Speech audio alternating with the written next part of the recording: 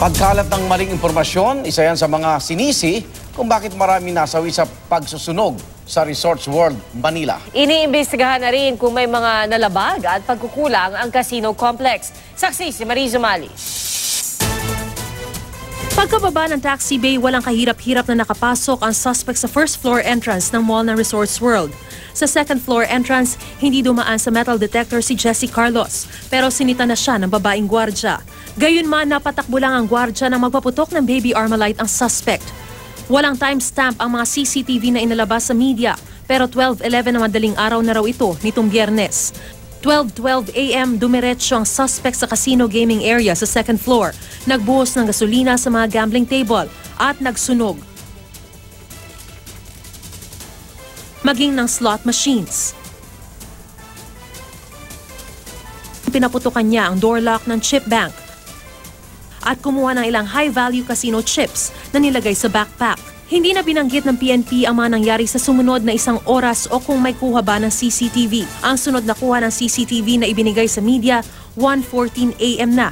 Nagkaengkwentro ang suspect at security personnel sa basement 1 fire exit na sinundan ng engkwentro na rin niya at ng mga pulis. May dugo na sa mukha ang suspect at paika-ika na sa pag-akyat sa hagdan. 1:16 a.m. nasa second floor na naman siya, nagpahinga sa fire exit. Nagpunta siya sa hallway ng 5th floor at nagsunog din ng basurahan at carpet. 1:51 a.m. sinilaban niya ang sarili matapos magbalot ng kumot. Habang nangyayari yan, nagbaril daw siya sa baba ayon sa pulisya. Habang ginagawa ang mga yon ng suspect, marami nang natrap sa isang VIP area, isang high roller slot machine area, at isang CR sa second floor.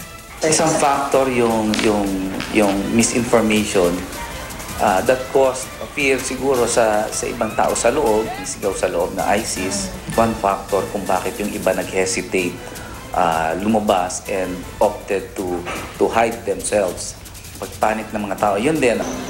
Nagpahirap sa paglikas ang laki ng sunog at hati ng atensyon ng mga otoridad dahil hinahanap pa ang suspect. Hindi posible na ma-save sila agad. Pwede rin sana kung na-neutralize ka agad yung suspect. I can say that we saved a lot of people that time.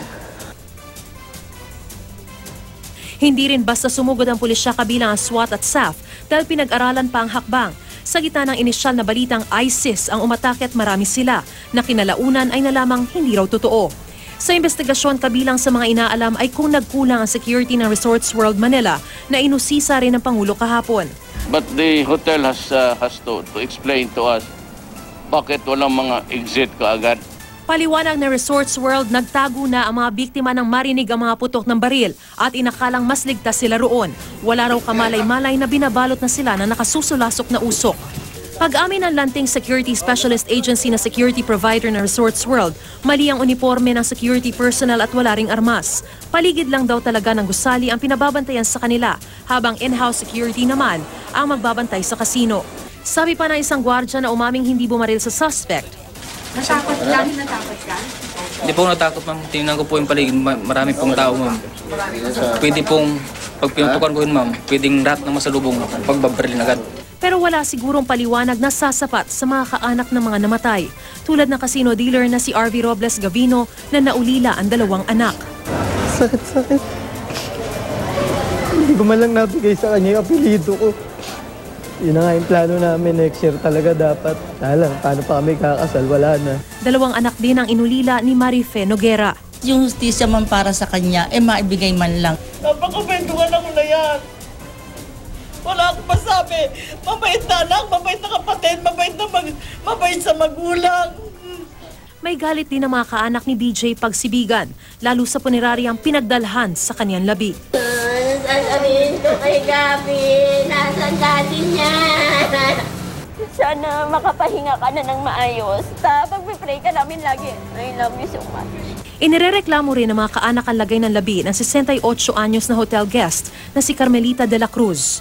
Yung pala hindi nila kayang asikasuhin, so hindi pa din nila nirelease yung mama ko. Kaya tapos nung binalikan nila, iba na po itsura kasi hindi nila preserve yung body. Ayaw magbigay ng pahayag na Rizal Funeral Homes, pero nagpaliwanag ang Veronica Memorial Homes. For the autopsy alone, it will consume 1 hour. And then for the embalming of autopsied body, it will consume 2 hours. Kaya medyo matagal. And then considering you have to put makeup, dress, bathe, especially yon ay namatay sa pagkasunog. Nangako ang pamunuan ng Resorts World Manila na bibigyan ng 1 million peso assistance ang mga pamilya ng bawat empleyadong nasawi, bukod pa sa tulong sa burol at libing. Ako si Mariz Umali, ang inyong saksi.